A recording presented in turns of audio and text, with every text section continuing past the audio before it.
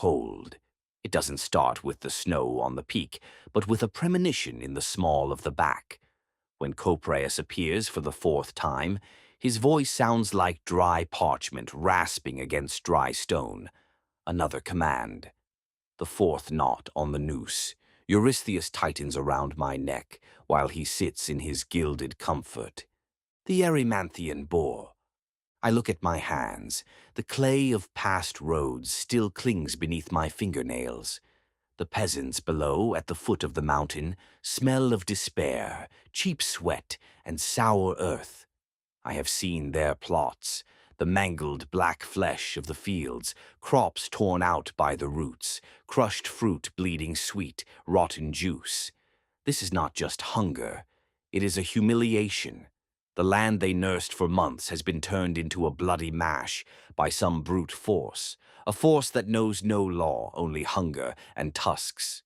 To catch him is no great trick, I tell Iolaus, but my mouth tastes of bitterness, as if I've swallowed ash.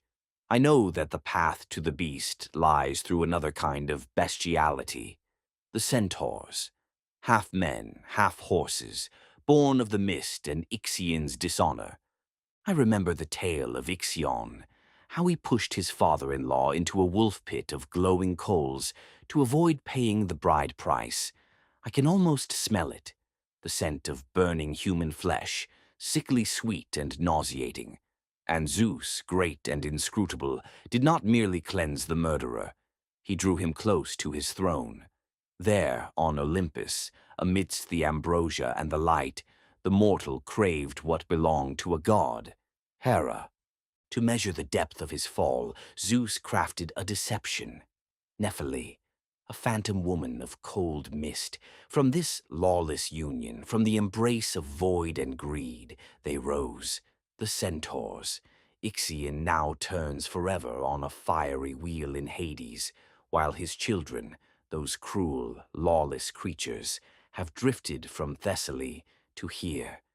They lie in wait for anyone who walks on two legs, ready to trample them into the mire with their heavy hooves. Only two among them have hearts. Wise Chiron, whose immortality is a gift and a curse entwined, and Pholus, hospitality amidst the wild. Iolaus wants to come with me. His young breath is clean. He still believes in the songs of heroes. But I feel my own muscles tighten with the urge to be alone with this weight. Heroism does not smell of laurel. It smells of stale fear and iron. No, friend, I will deal with the centaurs alone. The road to Erymanthus is an endless rhythm of footsteps, one after the other. Dust chokes the pores, the sun sears the nape of the neck, and then, sudden as a blow, comes the mountain's icy breath. I see them from afar, herds charging down the slopes in a fit of madness. The thunder of their gallop vibrates in my chest like distant drums. They aren't running toward anything, they are fleeing their own fury. And then, the cave. Quiet, unexpectedly still. Pholus stands at the entrance as if carved from the very stone of the mountain. He is not young. His coat is dusted with the ash of time, but his movements are fluid. In his eyes sits a law older than these beasts. "Who are you?" he asks. His voice is deeper than the rumble of a rock slide. "A hunter," I answer, masking my exhaustion with short words. "I need the boar." "That boar plagues us as well," Pholus says. "Enter. Be my guest." We step into the cool of the cave. It smells of wet stone and old wineskins. Pholus draws out the wine, a massive skin, its leather gleaming with age. When he unties the knot, the air in the cave shifts instantly. This wine smells of the Thessalian sun, of herbs that no longer grow anywhere, of something so ancient it makes my head swim. It is thick, nearly black. I take a swallow and fire races through my veins, loosening the knotted tendons. The aroma spills down the slope. It seeps through the oak woods, climbing higher toward the crags. Centaur wine is a clarion call. And then comes the thudding. At first, it's a faint vibration beneath the heels. Then, a roar that shakes loose fine grit from the cave's ceiling. They sensed it. They descended like an avalanche. Dozens, hundreds of legs, eyes bloodshot, tusks bared, froth on their lips. They don't want to drink. They want to destroy the one who touched their treasure. Pholus flinches. His hospitality is a thin wall against the ocean of his brother's rage. They demand my death. I feel no fear, only the familiar heavy fury that wakes in the gut and rises to the throat.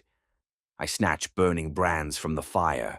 Smoke fills the lungs, eyes sting and water, but the hand does not shake. A throw. Another. The centaurs howl in pain as the fire bites into their fur. "Call Chiron," they scream, retreating into the shadows. Chiron is here? I shudder. The wise teacher, he who knows the secrets of herbs and stars, among this herd of madmen? I step out of the cave, wanting to lower my weapon, to call to him, but a hail of stones finds me, a barrage of blows, a pain in my shoulder, sharp, hot, as if a white-hot knife had been driven home. The world narrows to the tip of my arrow. I draw the bow. The string bites into my calluses, slicing the skin to the blood. Arrows smeared with the black venom of the hydra. A death that knows no miss and offers no chance. The hiss, one by one, bodies fall into the dust, twitching in convulsions. The poison acts instantly. The blood blackens in the veins before the heart can manage a final beat. Nephili, their primal mother, took pity on them. The sky turned to lead, and the rain broke. Heavy, cold, it churned the dust, blood, and wine into a reddish slush. The earth beneath my feet turned slick. The four legs of the centaurs hold them better on the mire than my two. My boots slip. The taste of rain is metallic, mixed with the salt sweat blinding my eyes. I see the target. The fiercest, strongest centaur, a boulder raised above his head. The release. My foot slides in the mud. The arrow sings its short, hissing song and flies true. To the wrong mark. It passes through the chaos of battle and finds a target in the distance, in the shadow of the trees.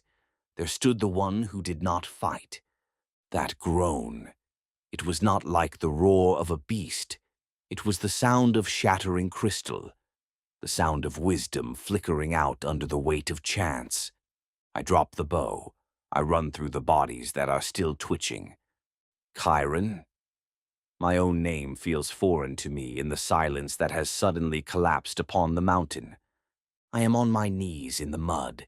The old centaur looks at me, immortal.